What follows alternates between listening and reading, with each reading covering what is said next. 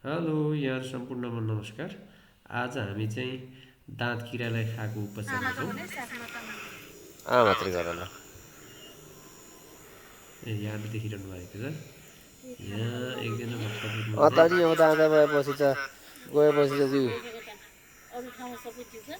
उसको त झरिसक्यो भयो यता यता। अब अरूतिर बढिसक्यो।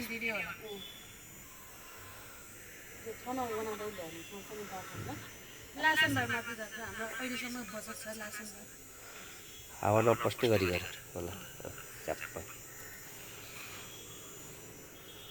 यो चाहिँ स्थानीय तरिकाले हाँगो फुकेर त्यहाँ जडीबुटीको तेल हालेर अनि त्यसको भाफ लिएर तातो किराहरूलाई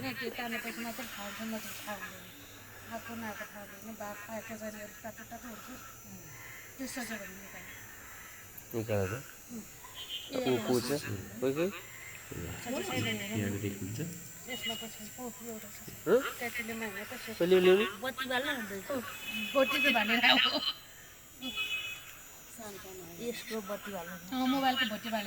हेर हेर यो उयो सेतो हो।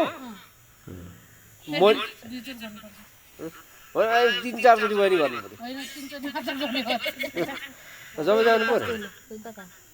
ऊ त्यो उयो तल उयो दुईवटा छ दुईवटा हेर्नु त त्यो हो नि होइन उयो एउटा त्यो एउटा है ए अब खै खै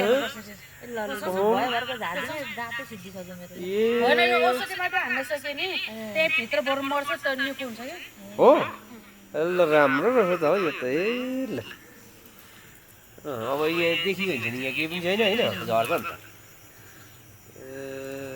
यो त तरिका त गरिहाल सबै खिच्यो या तरिका साह्रो राम्रो यहाँबाट निस्क्यो यहाँबाट अलिक मुख अलिक ल ल ल तरिका यो उपचार विधि त म्याडमको नहल्लाउ न नहल्लाउ।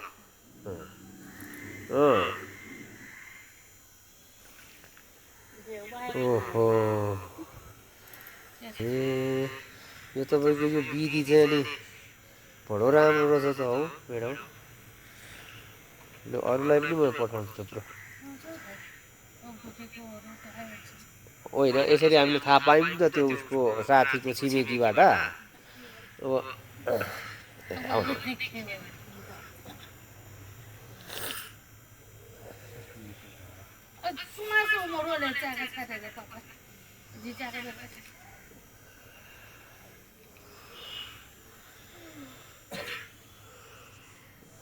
हाम्रो म्याडमले ताडी राख्नु भएको छ। भाप आइरहेछ भित्रबाट त्यसले धुवाएर भित्र भएको किराहरू चाहिँ झर्ने रहेछ। है के चाहिँ देख्नुहुन्छ माथि के छ यहाँ त छैन मुनि होला अब हेरेर खै यो बाला त ए यहाँ रहेछ हेरेको हेर त ऊ सेतो है यहाँ छैन यहाँ रहेछ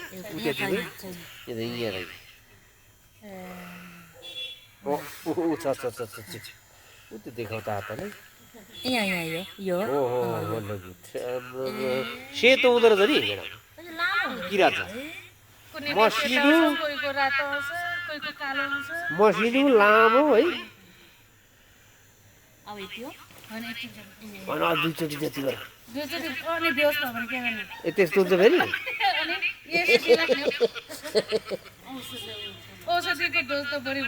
ए है ठिक छ तपाईँले त्यो गुड ल छप्पै गर त गुड यताबाट गयो तिम्रो के सुल्फा ताने जस्तो ल ल अब नगर है गुड।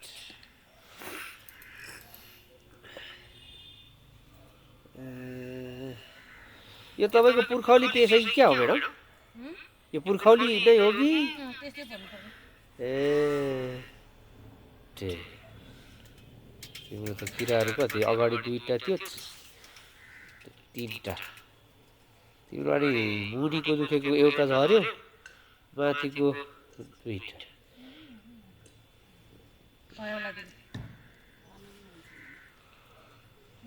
एकछिन पक पक पक देव जम्मै जानु पर्यो नि त ए बाप छ के छ आइरहेछ के नि आइरहेछ एकछिन गर ए हो ए त्यसो त किरै त हो नि ए ए ए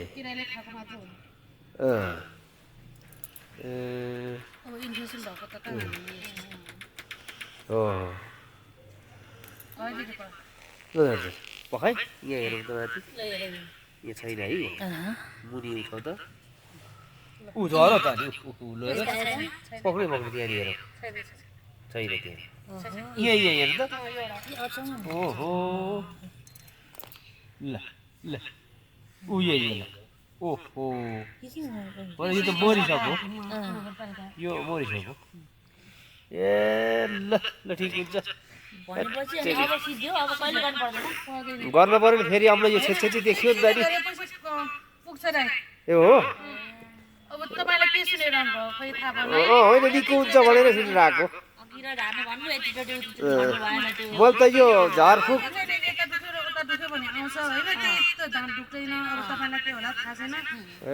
अर्को दुख्यो भने